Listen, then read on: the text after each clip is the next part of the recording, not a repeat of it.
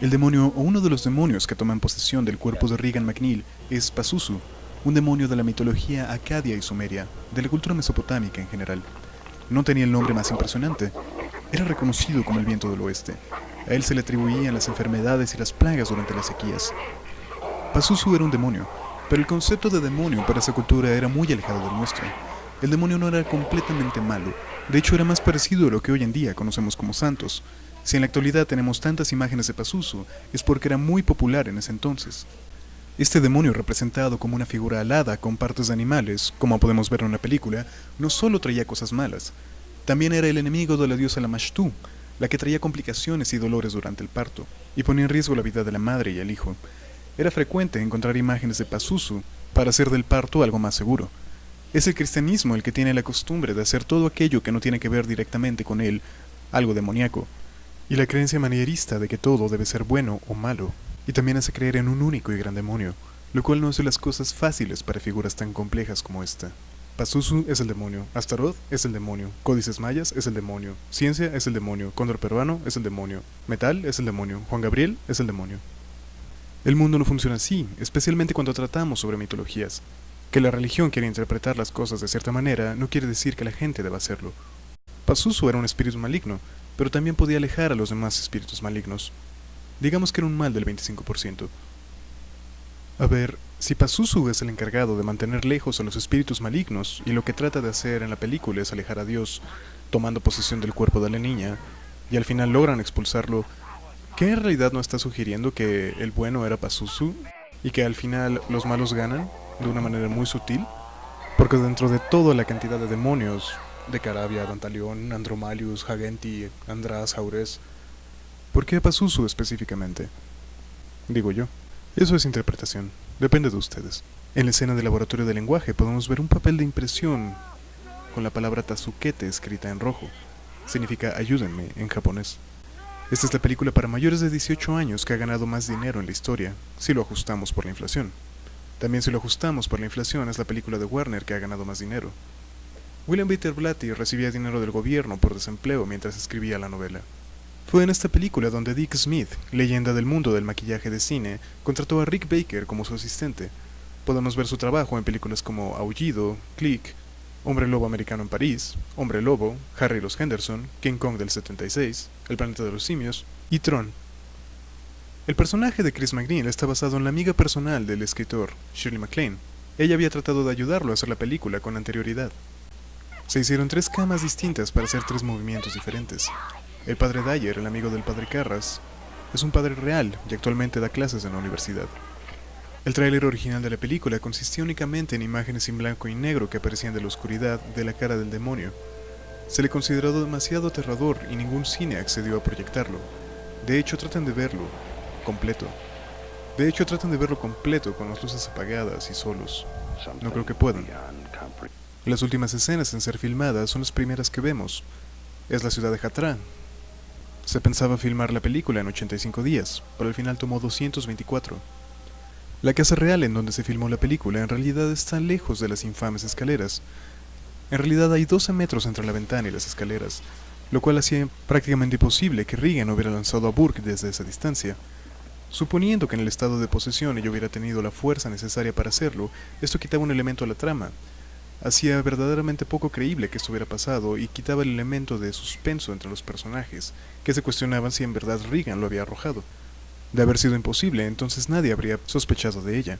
Para esto los diseñadores del escenario construyeron una fachada falsa y la pusieron junto a las escaleras.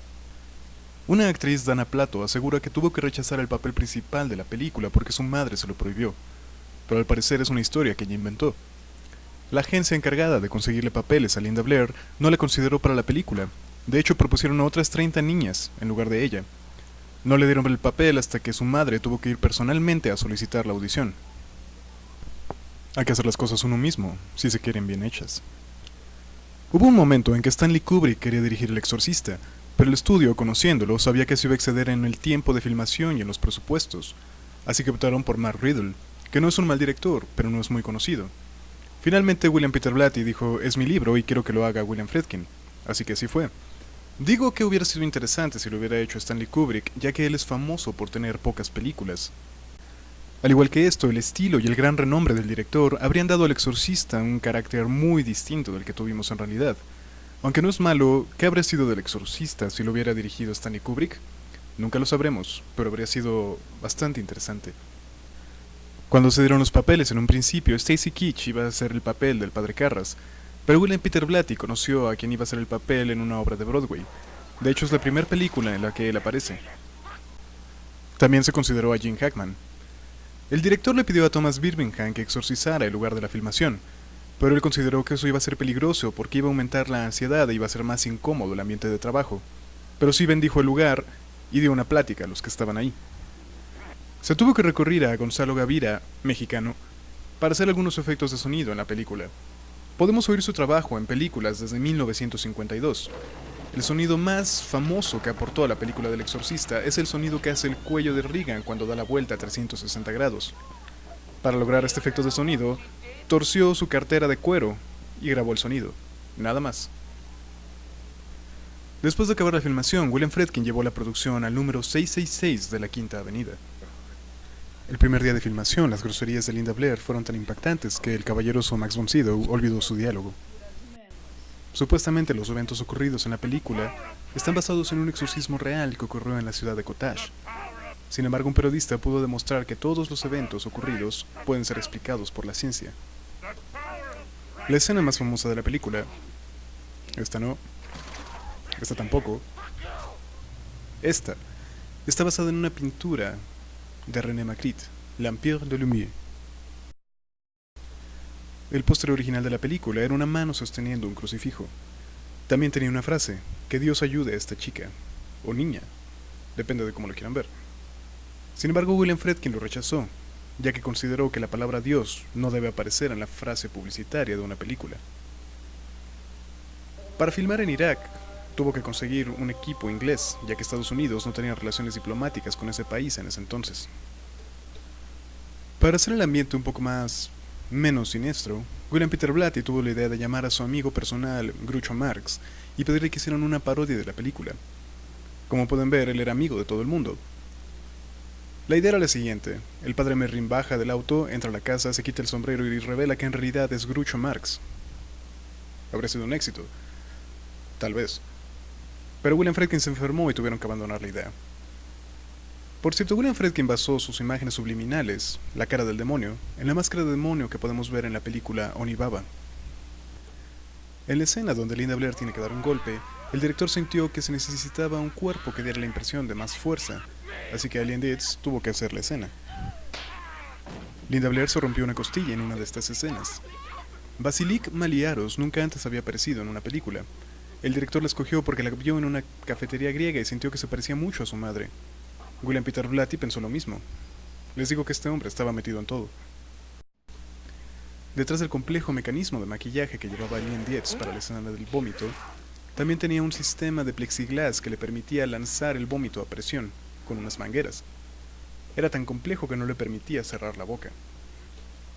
Hay que hablar del maravilloso envejecimiento que se le realizó a Max von Sydow con maquillaje para hacerlo ver mucho más viejo de lo que en realidad era. Él tenía 44 años en ese momento. Llevaba alrededor de 3 horas prepararlo para filmar cada escena. Más de un medio dice que El Exorcista es la película más aterradora de todos los tiempos. ¿Por qué no nos comentan al respecto? ¿En verdad es El Exorcista la película más aterradora de todos los tiempos?